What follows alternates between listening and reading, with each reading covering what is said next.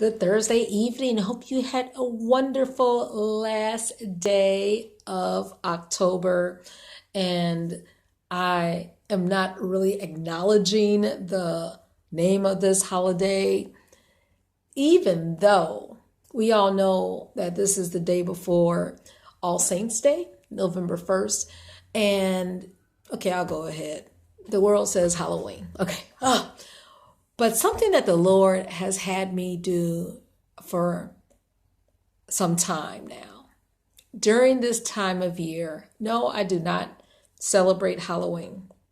I do not go out and I do not, dress in costume like I used to do as a teenager. I told you all my testimony in high school, how I was dressed as a figure and a witch on roller skates. Okay, I was just out there and I was just crazy. I was bold, whatever. And I could just remember me having the roller skates inside my high school, going up the steps. And even after school in the evening, I was roller skating out in the streets. What am I saying? I believe that there was someone out there who was praying for the young people. So some time ago, the Lord said, Michelle, you go out while these young people are out in the streets trick-or-treating or hanging out, teenagers is doing their thing.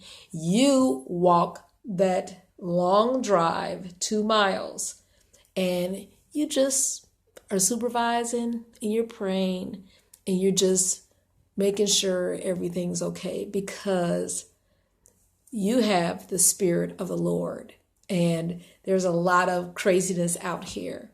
And confirmation of that, I didn't read it this morning, but because today is October 31, we would have read 61 and 91 and 121. And verse 7 of 121 says, the Lord shall preserve me from all evil. He shall preserve my soul. So that's why I have no fear being in those type of questionable areas or places where like, oh my goodness, why are you here? No, because the Lord protects. And we looked at 30 verses before that, Psalms 91, we know it says, she that dwelleth in the secret place of the Most High shall abide under the shadow. I am protected. Yes, under the shadow of the Almighty. Amen.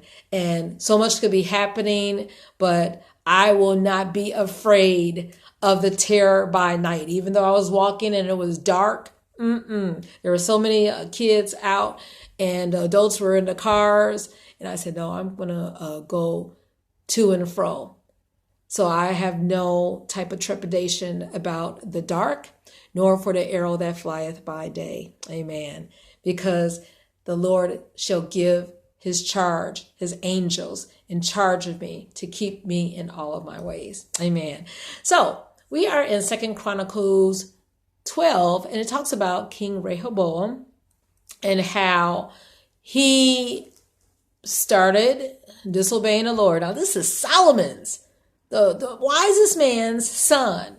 And it says that Rehoboam in the first verse forsook. That means he was like, forget this. He forsook the law of the Lord and he started transgressing against the Lord. Now, once you start doing that, then you withdraw protection, safety, benefits, all the blessings of the Lord. Yeah. So now you have reason to be nervous and have fear in your heart. But while you are under the protection and the blessings and the favor of the Lord, you have perfect liberty. Well, anyway, what happened was there was a king from Egypt who took all the treasures from the temple, and Rehoboam continually did evil in the sight of the Lord, for he did not prepare his heart to seek him, and he eventually passed. And that's a sad way to leave a legacy when your father was, like I said, the author of Solomon, author of Proverbs. And we are in the last verse of Proverbs. So Proverbs 31, we know that one, the woman. And Well, what do we have to say about that? It's nothing like being in the center of the Lord, and we do not want to go in the way of foolishness when you have that great ancestry, that lineage of wisdom, and then you just mess it up. So all I have to say is strength and honor are her clothing, and she shall rejoice in the time to come in the future. Her descendants will be blessed, and we want that as a prayer for our children so that they can have a legacy. We're so thankful that the strike is over so that we can bless those children, and we know that they are going to be successful with the teachers back in place, and they will be able to do wonderful works.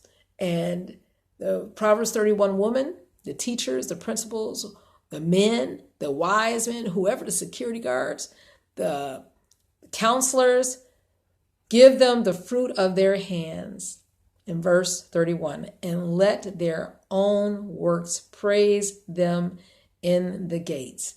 We are waiting for a testimony, and we know God is going to do great things as a result of this restart for the public schools. So have a wonderful evening in the Lord, and know that God is in control and he gets the glory even in this season. And happy, pre-Saints Day. Good night.